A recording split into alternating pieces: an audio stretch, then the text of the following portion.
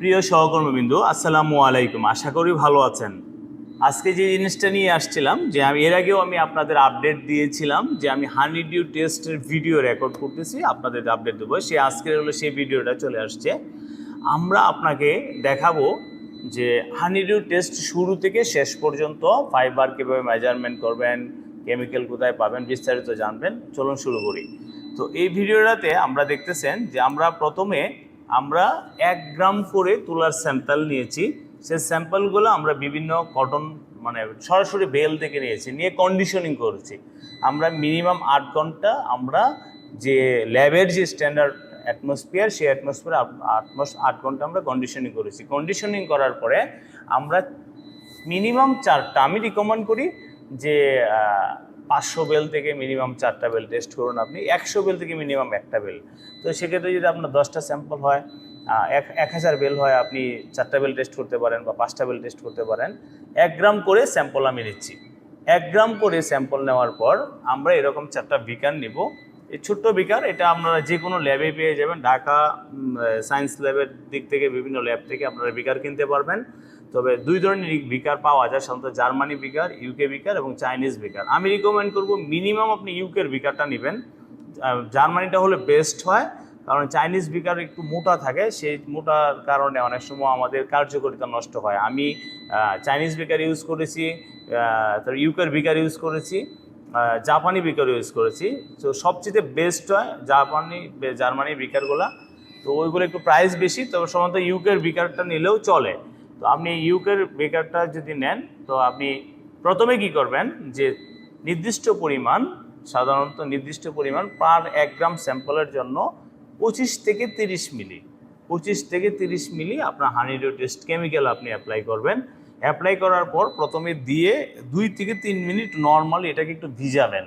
হ্যাঁ, এরকম কুচিয়ে একটু ভিজিয়ে নেবেন তুলাটা হালকা। এটা ভিজতে চাইবে না, কিন্তু একটু ভিজিয়ে নেবেন।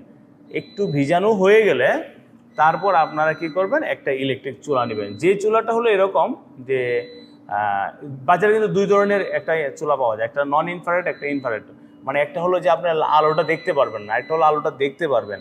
তো ওই যেটা দেখা যায় সেটাই নেবেন, কারণ এখানে ওই চুলাটাতে আবার বিকার দিলে হিটটা আসে না।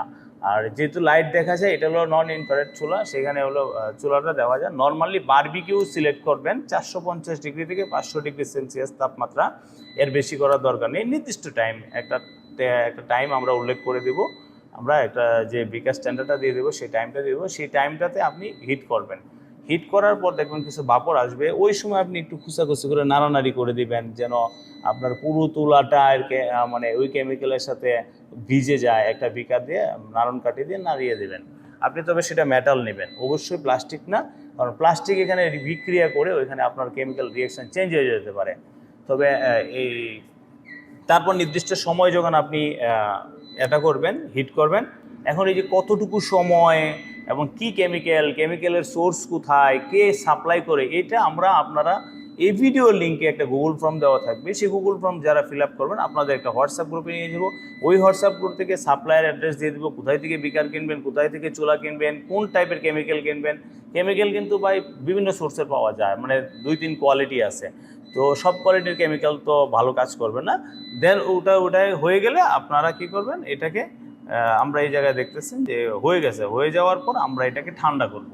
4 থেকে 5 মিনিট ঠান্ডা করব, 10 মিনিট ঠান্ডা করব।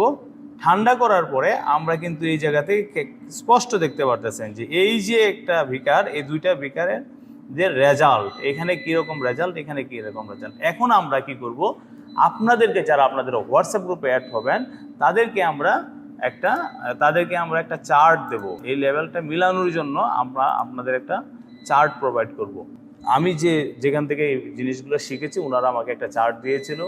সেই চার্টটা আমি প্রোভাইড করব আপনাকে। ওই চার্টের সাথে ম্যাচ করাবেন। ম্যাচ করার পরে গ্রেড লেভেল আসবে, গ্রেড 1, 2, 2.5, 3.0, 3.5।